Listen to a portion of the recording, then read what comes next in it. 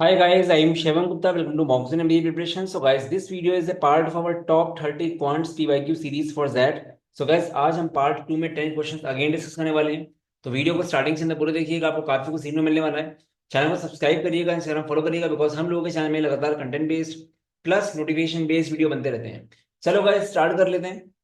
Guys ये कुछ Telegram WhatsApp and Facebook के लिंक्स हैं, इनके लिंक्स आप ज्वाइन कर लेना। इन सबका लिंक आपको इस वीडियो के कमेंट सेक्शन में मिल जाएगा।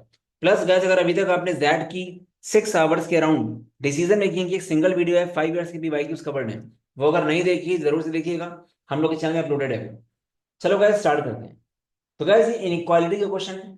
यहाँ बोला जा रहा है f x equal to x plus 4 into x plus 6 से लेकर एक्स प्लस 98 तक। ठीक है। और बोला जा रहा है एफ एक्स स्मॉलर देन 0 करना है। नंबर ऑफ इंटीग्रल सॉल्यूशंस बताओ। नंबर ऑफ इंटीजर्स एक्स जिससे एफ एक्स मेरा स्मॉलर देन 0 हो जाए। तो गाइस देखो, यहाँ पे प्रॉब्लम क्या है कि बहुत सारे टर्म्स है, x+4 x+6 से लेकर जा रहा है x+98 तक। तो पहले आप क्या चेक करोगे ऐसे केस में कि ये नंबर ऑफ टर्म्स इवन है कि ऑड है। तो नंबर ऑफ टर्म्स कितने आएंगे, 4 6 8 से लेकर 98 तक। तो नंबर ऑफ टर्म्स कैसे निकालते हैं, ये एक एपी सीरीज है। तो last term minus first term, last term minus first term upon common difference कितने का आएगा, 2 का +1। ये होता है फॉर्मूला। तो यहां से आपको ये क्लियर हो गया कि इस सीरीज में 48 टर्म्स है, 4 6 8 से लेकर 98 तक। अब इवन टर्म्स की सीरीज है। अब देखो गाइस यहाँ पे क्या करना है आपको, आपको इस बड़े क्वेश्चन को भी सोल्व नहीं करना है। पहले एक पैटर्न देखना है कि अगर हम इवन टर्म का कोई छोटा सेट लेके चलें। मान लो हमारा क्वेश्चन ऐसा होगा, x+4 into x+6 smaller than 0। अब नंबर ऑफ इंटीजर्स कितने आएंगे, तो उसको प्लॉट करो। एक बाउंड्री पॉइंट ये आएगा, एक ही आएगा, प्लस माइनस प्लस, क्योंकि निगेटिव है तो निगेटिव रीजन लेंगे। तो गैस -6 -4 के बीच में कौन सा इंटीजर है, -5। तो जब मैंने दो सेट का लिया तब मुझे एक इंटीग्रल पॉइंट मिला। इसी तरह हम एक बार इसमें और चेक करेंगे। अगर हम चार वाला ले लें, x+4 x+6 x+8 और x+10।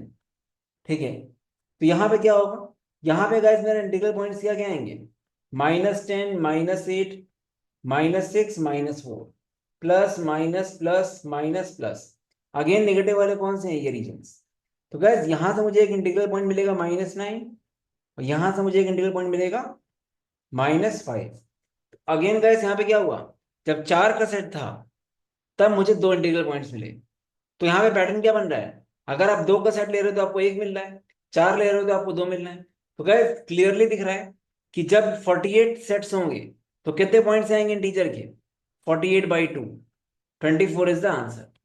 तो इसका आंसर हो गया 24। ठीक है, तो ये आंसर 24 हो गया। अब ये क्वेश्चन देखते हैं, find the equation of the graph shown below. तो गाइस देखो, यहाँ पे आप ध्यान से देखना, ये वर्टिकल जो है एक्स एक्सिस है, हॉरिजॉन्टल वाई एक्सिस। तो ऐसे क्वेश्चन को आपको क्या करना है, ऐसे क्वेश्चन में सिंपल स्ट्रेटेजी लगानी है कि आपको एक्स एंड वाई की वैल्यू लो और चेक करो इक्वेशंस में। ये ए पॉइंट जो है वाई इक्वल टू है। तो क्या ध्यान से देखो, और कोई भी ले लें हम, ये ये मेरा क्या है, at y equal to -1 we are getting S as -20। Y equal to -1 हमको क्या मिल रहा है, एक्स मिल रहा है -20।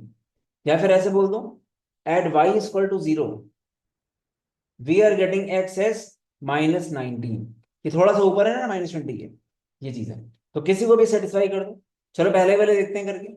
y equal to -1 x equal to -20, मतलब क्या, जब यहाँ पे हम x को -20 रखेंगे क्या y -1 आएगा, y -1 नहीं आ रहा है। यहाँ पे x को -20 रखेंगे तो ये y मेरा -1 यहाँ पे भी नहीं आ रहा है। यहाँ पे अगर हम y को -1 रखते हैं तो x क्या मेरा -20 आ रहा है, -1 नहीं आ रहा, ये आ रहा है -38। अगर हम यहाँ पे x को -20 रखें तो ये आ जाएगा पूरा पॉजिटिव बड़ा नंबर आएगा, y -1 नहीं आएगा। इधर पे देखो लास्ट वाला हमारा होगा आंसर। जैसे हम y को -1 रखेंगे, ये होगा 2 -3 -19, ये क्या आ गया, -20 आ गया x। एक ही ऑप्शन सही हो रहा है। तो कोई भी वैल्यू उठा लो आप एक्स वाई की और सेटिस्फाई करा दो बस। बस ध्यान से देखना कि यहाँ पे थोड़ा उल्टा हो रहा है। यहाँ पे आपका वर्टिकल में एक्स एक्सेस है, हॉरिजॉन्टल वाई एक्सेस है। ध्यान से रीड करना। तो ये क्वेश्चन एक्चुअली इजी है, तो इसका आंसर होगा ए। ये क्वेश्चन भी अच्छा है। If f of x square minus 1 is equal to this and f of x cube minus 2 is equal to this, we need the value of k2 minus k1। तो guys यहाँ पे कुछ ऐसा करो कि इनको बराबर करो, ऐसा कुछ करो। तभी इनमें रिलेशन आएगा, क्योंकि जब तक इनमें रिलेशन नहीं आएगा आप K1 K2 का रिलेशन निकाल नहीं पाओगे। तो ध्यान से अगर देखो एफ स्क्वायर माइनस वन, अगर हम एक्स को जीरो रखें फर्स्ट वाली में, तो हमें क्या मिल रहा है, हमें मिल रहा है एफ माइनस वन। जीरो रखो तो क्या आएगा, ये जीरो हो जाएगा, सीधे मिला K1। अब गाइस एफ माइनस वन यहाँ पे है, यहाँ पे भी एफ माइनस माइनस वन बनाओ, एक्स को क्या रख के, एक्स को वन रख के, तो ये मेरा आ गया एफ माइनस वन। ठीक है, एक्स को क्या रखा हमने, वन रखा, वन यहाँ भी रखो, one minus nine plus K2, तो ये आ गया -8 प्लस K2। तो ये दोनों इक्वेट कर लो आप, K1 equal to -8 plus K2, तो K2 माइनस K1 क्या हो जाएगा, अगर आप K2 माइनस K1 करो, K2 माइनस K1 आपका हो जाएगा 8। ये आपका आंसर है। ठीक है, तो आपको बस ये करना होता है कि इसमें इन दोनों को आपको सेम करना है, चाहे कोई भी करो, कोई दिक्कत नहीं उसमें। ठीक है, तो हमने एक्स को पहले वाले में जीरो रखा जिससे मुझे एफ माइनस वन मिला, तो यहाँ पे हमने एक्स को क्या रखा, वन रखा, जिससे मुझे एफ माइनस वन मिला। अब दोनों को मैंने इक्वेट कर दिया, मुझे K2 माइनस K1 आ गया 8। ये क्वेश्चन देखते हैं। A B is a chord of a circle, the length of A B is 24 centimetre. एक सर्किल है जिसमें ए बी एक कॉर्ड है, ठीक है, इसकी लेंथ 24 है। P is a point, mid point of A B, P एक मिड पॉइंट है ए बी का। Perpendicular from P on either side of the chord meets the circle at M N N. ठीक है, if P M is more than P N, तो M ये हो जाएगा मान लो, और एन आपका ये हो जाएगा। ठीक है, तो ये दो परपेंडिकुलर्स हैं।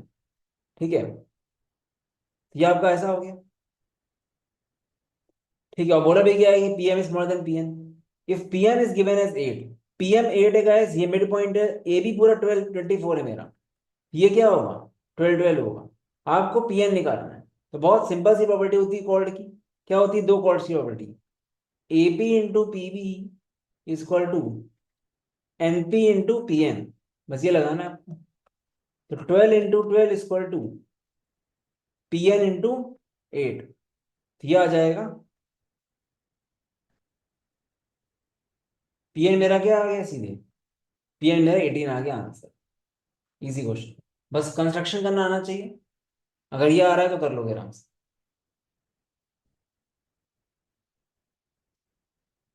If x and y are real numbers, then the least possible value of the expression 4 times x minus 2 square plus 4 times y minus 3 square ये। तो गैस कभी भी ऐसा क्वेश्चन है मैक्सिमम मिनिमा का, एंड x एंड y दोनों variables हो, तो मैं यहाँ पे आपको रिकमेंड करूंगा बहुत इजी मेथड जिसको बोलते हैं पार्शियल डिफरेंशिएशन। डिफरेंशिएशन की नॉलेज होनी चाहिए गाइस। डिफरेंशिएशन क्या होता है, अगर कभी एक्स क्यूब दिया, इसका डिफरेंशिएशन करना विद रिस्पेक्ट टू एक्स, तो ये होता है 3x स्क्वायर। मतलब ऐसे मान लो कि x की पावर n का डिफरेंशिएशन क्या होता है, एन एक्स की पावर n माइनस वन। थोड़ा सा पढ़ना पड़ेगा बेसिक्स। तो पार्शियल डिफरेंशिएशन में क्या होता है, क्योंकि दो वेरिएबल हैं, तो एक बार हम x के रेस्पेक्ट में करेंगे, y को कांस्टेंट मानेंगे, एक बार y के में करेंगे, x को कांस्टेंट मानेंगे, और दोनों को जीरो करेंगे इंडिविजुअली, एंड फिर x एंड y सॉल्व कर लेंगे। जो भी x एंड y की वैल्यू आएगी रख देंगे, आ जाएगा मेरे पास मिनिमम वैल्यू। तो विद रिस्पेक्ट टू अगर x करें हम लोग इसको डिफरेंशिएट, तो क्या होगा, 4 इंटू 2, ये x माइनस टू होगा, ये पूरा जीरो हो जाएगा, कांस्टेंट मान रहे हैं उसको, ये क्या हो जाएगा, -4 into x minus 3 equal to zero. यह आ गया 8x minus 16 -4x plus 12 equal to zero. तो ये क्या आ गया, यह आ गया 4x -4 equal to zero, X आ गया 1, जहां हमने इसको x के रेस्पेक्ट में डिफरेंशिएट किया। अब हम इसको y के रेस्पेक्ट में डिफरेंशिएट करेंगे, तो ये मेरा जीरो हो जाएगा पूरा, ये मेरा पूरा जीरो हो जाएगा, खाली ये हमारा आएगा। ये क्या आएगा, 8 times y-3 equal to zero. ठीक है, तो y यहां से आ गया 3, तो x equal to 1 and y equal to 3 मुझे मिनिमम मिलेगा। अब बस x को 1 एंड y को 3 रख दो ऊपर, मेन क्वेश्चन में आपका आंसर आ जाएगा। जब आप x को 1 रखोगे तो ये क्या आएगा, ये आएगा 4, y को 3 रखेंगे जीरो हो जाएगा, एंड x को अगेन 1 रखेंगे तो ये हो जाएगा -2 का स्क्वायर। ये हो जाएगा 4 + 0 -2 इंटू 4 -8। तो ये आपका -4 आ गया। तो लीस्ट वैल्यू क्या हो गई? Least value is -4। ये आपका आंसर है। तो ध्यान रखना, पार्शियल डिफरेंशिएशन पढ़ लेना, नहीं पढ़ा है तो एग्जाम में आ सकता है, क्योंकि आप अलग तरह से कुछ करोगे तो आपका टाइम वेस्ट हो जाएगा। ये बहुत ईजी मेथड होता है, ठीक है। मेनली तब यूज होता है जब आपके पास एक्स एंड वाई दोनों हो, ठीक है। ये generally IIT mains IIT advance से पढ़ाया जाता है, बट यहाँ भी यूज हो जाएगा आराम से। A dice is rolled twice. What is the probability that number in the second roll will be higher than in the first? तो कहते हो यहाँ पे करना क्या है आपको, यहाँ पे अनऑर्डर्ड सॉल्यूशन वाला केस है। तो डाई को अगर रोल करते हैं तो हमारे पास टोटल आउटकम्स कितने आते हैं? 36 आते हैं, ठीक है। इसको लॉजिकली देखो, अब 36 में से 6 आउटकम कैसे होते हैं? 1 1 2 2 3 3 से लेकर 6 6 तक। तो वो हटा दो जरा, 30 आ गया। अब 30 हमारा जो है वो कैसे है? डिस्टिंक्ट है बिल्कुल। डिस्टिंक्ट मतलब कैसे? ए बी टाइप के। इसमें से आधे कर दो, इसमें से आधे कर दो, क्या आ जाएगा? 15 आ जाएगा। बस। तो ये मेरे एक्चुअल काम के हैं, ठीक है। तो 15 फेवरेट आउटकम्स अपॉन टोटल 36, ये मेरा आंसर आ गया। कुछ करना नहीं इसमें, बस ये, ठीक है। हमने हाफ क्यों किए? क्योंकि इसके अलग अलग पेयर होंगे, इसलिए।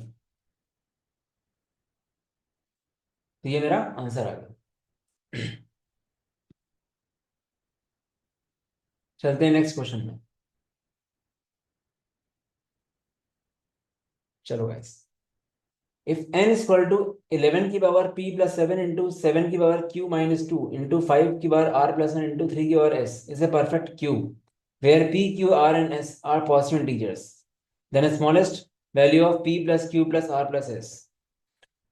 तो ये क्वेश्चन में क्या हो जाएगा? वैसे लास्ट क्वेश्चन है, ये भी कर सकते हो। 6 में से कोई दो ले लो आप, 62 वेज। 6 इंटू 5/2 15 सीधे आ जाएगा। उसे भी कर सकते हो, क्योंकि यहाँ पे ऑर्डर ऑलरेडी दिया हुआ है, बट ये लॉजिकल है थोड़ा, ठीक है। तो 6 डाई में होते हैं, 6 में से कोई दो उठा लिया आपने, ठीक है, जो पेयर रहेंगे, और 15 आ जाएगा। 15/36 तब भी आंसर आ जाएगा भाई। तो क्या इस क्वेश्चन में क्या बताना है हम लोगों को? परफेक्ट क्यूब बनाना है। P Q R and S are the positive integers. Smallest value क्या होगा? परफेक्ट क्यूब बनाने के लिए सारी पावर्स आपकी प्राइम की 3 का मल्टीपल होनी चाहिए। यहाँ पे पी में क्या होना चाहिए? मिनिमम पी हमारा 2 हो सकता है। यहाँ पे 7 की पावर क्यू माइनस 2 है, तो क्यू को 2 कर देंगे तो ये पावर 0 हो जाएगी। Q2 पॉसिबल है।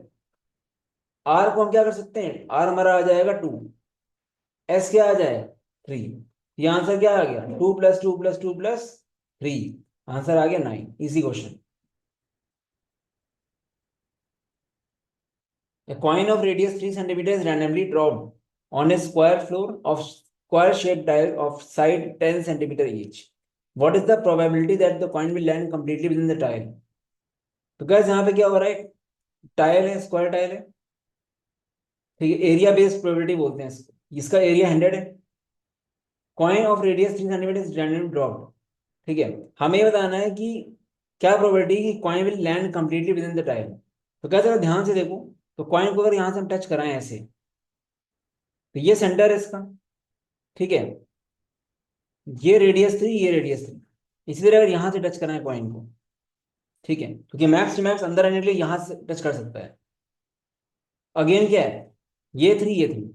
अब कॉइन का सेंटर कहाँ से कहाँ मूव कर सकता है? कॉइन का सेंटर आपका इधर से इधर मूव कर सकता है, बस ऐसे, ठीक है। अगर इस कॉइन को आप मूव करके लाओगे तो ये सेंटर यहाँ तक आ सकता है। तो मूवमेंट कहाँ से कहाँ तक? यहाँ से यहाँ तक। तो टोटल 10 लेंथ में 3 यहाँ से आ गया, 3 यहाँ से आ गया, तो ये लेंथ कितनी है? ये लेंथ है 4। इसी तरह इधर से भी यही चीज होगी। जब कॉइन आप यहाँ रखोगे और यहाँ रखोगे, अगेन वही चीज होगी, बीच की डिस्टेंस 4 है। तो जो कॉइन का सेंटर है वो 4 मूव कर सकता है। तो 4 का स्क्वायर क्या हुआ? 16। तो जितने में कॉइन का सेंटर मूव कर सकता है वो 16 है, अपॉन टोटल एरिया क्या है? 100। तो आंसर आ जाएगा 0.16। Popular question. Two different quadratic equations having a common root. Let the three unique roots of the two equations be a, b and c. Guys, अगर एक इक्वेशन का रूट अगर P Q है, तो दूसरा होगा क्या? P R. P Q P R, क्योंकि एक तरह से 3 डिस्टिंक्ट रूट हुए ना, पी क्यू एन आर। क्योंकि दो क्वाड्रेटिक इक्वेशंस हैं, उनमें एक रूट कॉमन है, पी पी कॉमन है, तो क्यू आर अलग अलग है, ठीक है। आपको ये दिया गया है, आपको P plus Q plus R कितना दिया है, इसको आप ऐसे बोल सकते हो, पी क्यू आर मत बोलो तो ऐसे बोल सकते हो। ए बी एंड ए सी, ठीक है। तो एक रूट कॉमन ए है, आपको A plus B plus C दिया हुआ है क्या, 41, ठीक है। And product of the roots of one of the equation is 35। Product of roots जब एक इक्वेशन है 35 है, तो 35 को जब आप ब्रेक करोगे गाइस, कैसे कैसे ब्रेक कर सकते हैं, 135, 5 into 7, ठीक है। तब इसको अगर 135 करते हो तो एक रूट मान लेते हैं 1, एक 35। अब गाइस 135 में इसमें से एक रूट ऐसा होगा जो कॉमन हो, ठीक है। इसमें से एक रूट होगा जो कॉमन होगा ही होगा, ठीक है। अगर मैंने 1 को कॉमन मान लिया, मैं मान लेता हूँ 1 जो रूट है वो कॉमन है, ठीक है। तो दूसरा रूट 35 है, तो यहाँ पे इसको 1 रख दो, तो बी प्लस सी कितना आ गया, 40 आ गया। और दूसरा हमारा 35 है, बी को 35 मान लो, तो सी कितना आ गया, C5 आ गया। यहाँ पे पेयर क्या मिलना है, ये 1, ये 35, ये 5, ये मुझे पेयर मिलना है। तो आप ऐसे बोल सकते हो कि एक पेयर आपका 135, और दूसरा पेयर क्या, अगर आपने 1 को कॉमन माना था, दूसरा पेयर आपका होगा 1 के साथ 5, ऐसा मान लो कुछ, ये पेयर आएगा आपके पास, ठीक है। तो एक आपके पास सोल्यूशन ये आ गया, अगर आपने 1 को माना है कॉमन। अभी हम सिर्फ इसमें बात कर रहे हैं, इसके ब्रेकअप में बात कर रहे हैं। तो 135, 15, अब हम मानते हैं कि 1 कॉमन नहीं मान रहे हैं, हम मान रहे हैं मेरा रूट कॉमन 35 था, 35 इज द कॉमन रूट, ये मान लो। अगर 35 को मैं कॉमन रूट मानूंगा तो क्या आएगा, बी प्लस सी मेरा 6 आएगा, ठीक है। बी प्लस सी मेरा 6 आएगा। अब बी में से एक तो 1 ही होगा, तो सी कितना आएगा, अगेन सी आएगा 5, ठीक है, अगेन आएगा सी मेरा 5 आएगा। तो इस टाइम पे मेरा 35 कॉमन रूट है, इस टाइम पे 35 मेरा कॉमन रूट है, तो 35 के साथ 1 होगा, 35 के साथ 5 होगा, ठीक है, ये चीज है। तो गैस ये हो गया, ठीक है। अब गैस देखो, हमको ये बताना है कि 1 रूट एग्जैक्टली कौन सा, एक रूट अब हमको बताना है कौन सा करेक्ट है। तो common root is 29, smallest root is 1, ठीक है। One one of the roots is 5, तो एक रूट हमेशा 5 आ रहा है, चाहे कोई भी आप ले लो, चाहे ये सेट ले लो चाहे ये सेट ले लो, एक रूट 5 को मिल ही रहा है हमेशा, ठीक है। कॉमन रूट तो 25, 29 आया नहीं अभी तक, वो इस केस में आएगा, ये केस लिया नहीं मैंने, ठीक है। तो गैस इसी केस को हमने लिया, हमको क्या मिला, जहां हमने पहला वाला केस लिया तो हमको 1 मिल रहा है, और यहाँ पे भी हमको 1 मिल रहा है, ठीक है। तो एक रूट, तीनों में से एक रूट तो कॉमन हमारा 1 है ही है, 5 है ही है, ये हमको कॉमन मिल रहा है, ठीक है। तो यहाँ पे मेरा ये आंसर हो जाएगा। अब आप चाहो तो अगर 5 into 7 वाला केस लेके चलो, अब अगर हम 5 into 7 वाला केस ले लें तो क्या होगा इस केस में, हम मानते हैं कि 5 मेरा कॉमन रूट है, ठीक है। तो 5 को रख दो ए में, तो बी प्लस सी क्या आएगा, बी प्लस सी आएगा 36। अब 7 रख दो बी में, सी आएगा 29, सी आ गया 29, ठीक है। तो बस यहां से भी मुझे मिल गया वो चीज, ठीक है। यहां से मुझे क्या मिल गया, 5 मेरा कॉमन रूट है, तो 5 के साथ क्या होगा, 5 into 7 होगा, और 5 into 29, ये मेरा आ गया। तो इसमें भी देखो आप 5 आ ही रहा है, ठीक है। अगर आप लास्ट केस ले लो, इसको कॉमन मान लो, 7 को कॉमन मान लो, तो क्या हो जाएगा, 7 वहां भेजोगे तो क्या हो जाएगा, B plus C equal to 35, ठीक है। एंड 5 रखो तो सी आएगा आपका 30, तो उस केस में ही 5 मिलना ही मिलना है। तो इन शॉर्ट आप कितने भी केस ले लो, आपको ए बी सी में एक रूट 5 मिलना ही मिलना है गाइस। जब ए बी सी आप लोग ना कोई भी केस ले लो, चाहे ये ले लो चाहे ये ले लो, कोई भी केस ले लो आप, आपको 5 मिलेगा ही मिलेगा। तो सिर्फ यही सही है, ठीक है। थोड़ा सा ट्रिकी क्वेश्चन है बट समझोगे तो आ जाएगा, ठीक है। बाकी कोई भी चीज इसमें सही नहीं है, बट बट तीन जो ए बी सी हैं इनमें से एक 5 जरूर है हर केस में। The roots of the polynomial px equal to 2x cube minus 11x square plus 17x minus 6. Roots of a polynomial this are radii of three concentric circles R1, R2, R3. अच्छा, the ratio of their areas when arranged from largest to smallest. इनके areas का ratio लेना है, मतलब वही है कि pi R1 square equal to pi R2 square equal to pi R3 का स्क्वायर, पाई पाई कट गया, जैसे R1, R2, R3 के स्क्वायर का रेशियो लेना है। तो यहाँ पे क्या सिंपल सी स्ट्रेटेजी क्या लगानी है, ऑप्शन वगैरह यूज मत करना, सीधे आप रूट्स निकालने का ट्राई करना। अगर हम एक्स को 1 रखते हैं हमारा कैसे निकलता है क्यूबिक इक्वेशन का रूट? पहले हम हैंड ट्रायल करते हैं। एक्स को 1 रखोगे, 2 माइनस 11 प्लस 17, 19 माइनस 17 8, नहीं आ रहा। एक्स को -1 लेंगे, ये क्या आएगा? -2 माइनस 11 माइनस 17, नहीं आएगा। जब हम एक्स को 2 ले लेंगे ना गाइस, 2 × 8 माइनस 11 × 4 प्लस 17 × 2 -6, ये कितना आ रहा है? 16 -6 10, ठीक है। 10 हो गया और 34 44 -44, हाँ ये 0 आ गया। तो यहां से गाइस ये क्लियर हो गया कि x इक्वल टू मेरा एक रूट है। अब गाइस x इक्वल टू अगर आपका एक रूट है ना, तो आप यहाँ पे क्या कर सकते हो, यहाँ पे आए तो आप फैक्टर थ्योरम लगा सकते हो, ठीक है। मतलब इस पूरे को डिवाइड कर दो x-2 से, तो आपको एक क्वाड्रेटिक मिल जाएगी। या फिर हम ऐसे भी कर सकते हैं, मुझे पता है कि मेरे रूट्स p q एंड 2 हैं, 3 रूट्स होते हैं ना, एक रूट 2 है, p n q बाकी है, तो सम ऑफ रूट्स क्या हो जाएगा? -b/, तो p प्लस q कितना आ गया? यह आ गया 7/4। इसी तरह p इंटू क्यू इंटू 2 क्या आ जाएगा? माइनस प्लस माइनस, तो ये आपका आ रहा है 6/2। तो p इंटू क्यू कितना आ रहा है? 3/2। p प्लस क्यू आपको ये दिया है, p इंटू क्यू ये दिया है। p की निकाल दो वैल्यू। अगर आप p की निकालो वैल्यू क्या आएगा? ये गाइस नीचे 2 आएगा, ठीक है, 7/2 आएगा। तो p की वैल्यू क्या आएगी q के टर्म्स में? 7/2 माइनस क्यू, ये हमारा p है। ये रख दो यहाँ पे, तो 7/2 minus p minus Q into Q equal to 3/2। 7 - 2q into Q equal to 3। हमने क्या किया? 7 - 2q किया, 2 2 कट गया यहाँ से, ये आ गया। अब गैस क्या हो जाएगा सीधे?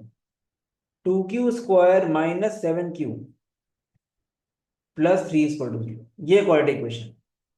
इसमें 6 है आपका, -1 इंटू -6, ये ब्रेक हो रहा है, ऐड होके -7 आ रहा है, मल्टीप्लाई होके 6 आ रहा है। रूट्स क्या आ जाएंगे? रूट्स आएगा 1/2 और 3, ठीक है।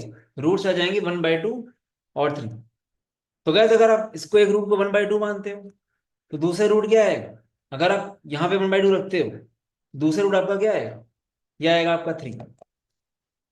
तो आपके रूट्स क्या क्या आ गए? 2 1/2 एंड 3।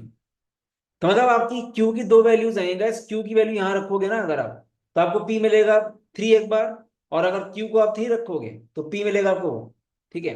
तो दोनों केस में आपको ये फिट बैठ रहा है। तो ये 3 रूट्स आपके आ गए। अगर तीनों रूट्स आपके ये आ गए तो उनके स्क्वायर क्या है? 4 1/4 एंड 9। अब गाइस ये देखने में अच्छा नहीं लग रहा है, पूरे को 4 से मल्टीप्लाई कर दो क्योंकि रेशियो में, तो ये क्या आ जाएगा?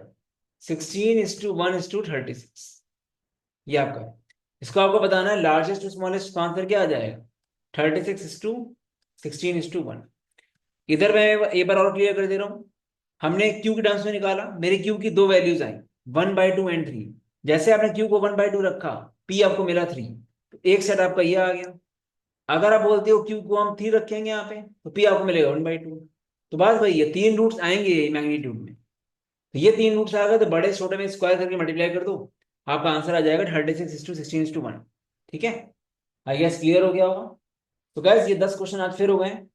इसको एक बार और देखना वीडियो को, काफी इंटरेस्टिंग था ये, ठीक काफी सारे क्वेश्चन थे। ये थोड़ा सा ट्रिकी लगा होगा, टफ नहीं बढ़िया। बाकी गैस अगर सीमैट सीटी वगैरह का डेडिकेटेड बैच देख रहे हो then you can check out, अभी टाइम काफी है। सीमैट कोर्स हम लोग का 4000 का है, विदाउट जीडीपीआई 3000, जीके एनिमेशन सब कुछ कवर्ड है।